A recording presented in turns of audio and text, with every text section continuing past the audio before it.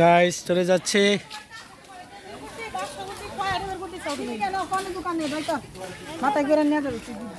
যাচ্ছি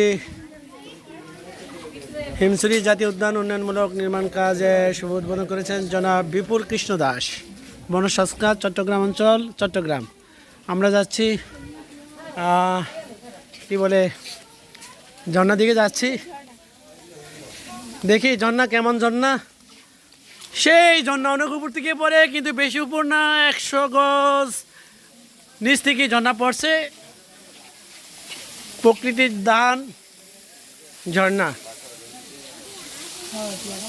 ঝর্ণা আঁকার মতো নেই।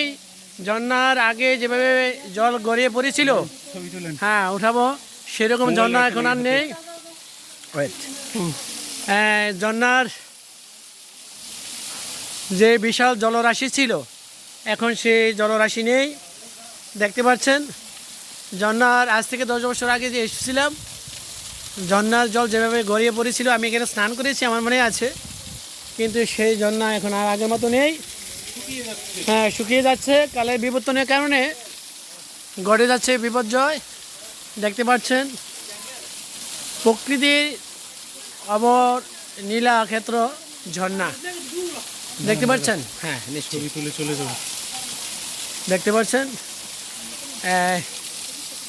আমার অনেক ভালো লাগতেছে। দালদারবাট এই ঝর্ণা আমার পেছনে, দেখতে পাচ্ছেন ঝর্ণা আমার পেছনে।